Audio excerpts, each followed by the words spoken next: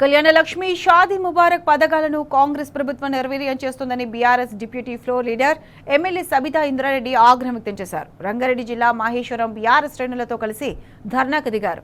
అంబేద్కర్ చౌరస్తా నుంచి బీఆర్ఎస్ నాయకులు ర్యాలీగా బయలుదేరి ఎంపీడీఓకు వినతి పత్రం అందజేశారు. కాంగ్రెస్ ప్రభుత్వం ఎన్నికల సమయంలో కళ్యాణ లక్ష్మితో పాటు తులం బంగారం ఇస్తామని హామీ ఇచ్చి అధికారంలోకి వచ్చిందని విమర్శించారు. ఇప్పటి వరకు తులం బంగారం ఇవ్వలేదన్నారు. కోర్టులో దాఖలైన పిటిషన్ నేపథ్యంలో కళ్యాణ లక్ష్మి షాదీ ముబారక్ పథకాలపై స్టే వచ్చినట్లు తెలిపారు. ప్రభుత్వం సకాలంలో హైకోర్టులో కౌంటర్ దాఖలు చేయకపోవడం వల్లే ఈ పరిస్థితి ఏర్పడిందని హాల్ ఆరోపించారు.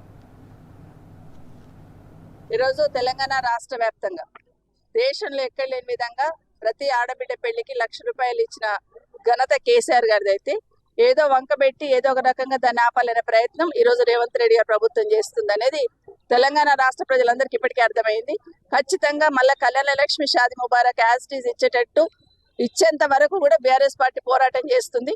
ఎందుకంటే కోర్టులో 4 సార్లు వాయిదా ఇచ్చినా కూడా మీ ఉద్దేశం ఏంటి, మీ ఆలోచన ఏంటి అని 4 సార్లు వాయిదా ఇచ్చినా కూడా కౌంటర్ దాఖలు చేయకుండా ఈరోజు స్టే వచ్చేటట్టు రేవంత్ రెడ్డి గారు చేస్తున్నారు. స్టే తీసుకొచ్చి ఏదో ఒక రకంగా కళ్యాణ లక్ష్మి కూడా ఆపాలని ఏదైతే ప్రయత్నం చేస్తున్నారో, కళ్యాణ లక్ష్మితో పాటు తులం బంగారం వసూలు చేసిన దాకా తెలంగాణ ఆడబిడ్డలు ఊరుకోరు.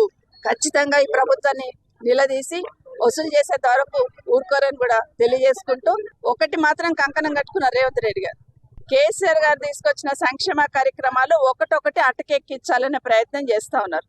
ఈ మధ్య ఫీజు రియంబర్స్మెంట్ మనం అందరం చూసినాం. ప్రతి సంవత్సరం 2,400 కోట్ల రూపాయలు వాళ్ళ అకౌంట్లలో వేసేవాళ్ళం. కానీ ఈ రోజు రేవంత్ రెడ్డి వచ్చినాక దాన్ని కూడా కోర్టుకు పంపించేసి కాలేజ్ వాళ్ళకి అనుకూలంగా వచ్చేటట్టు చేసి ఆ ఫీజు రియంబర్స్మెంట్ కూడా ఎత్తేసే ప్రయత్నం చేస్తా ఉన్నాడు. కేసీఆర్ గారు న్యూట్రిషన్ కిట్ అని ఇచ్చాడు, వాటిని బంద్ పెట్టేశారు. రైతు బీమా, రైతు చనిపోతే వాళ్ళ కుటుంబంలో 5 లక్షలు వచ్చినట్టు చేస్తున్నాడు, మరి దాన్ని కూడా బంద్ పెట్టిండు. ఏం పాపం చేశారు రైతులు?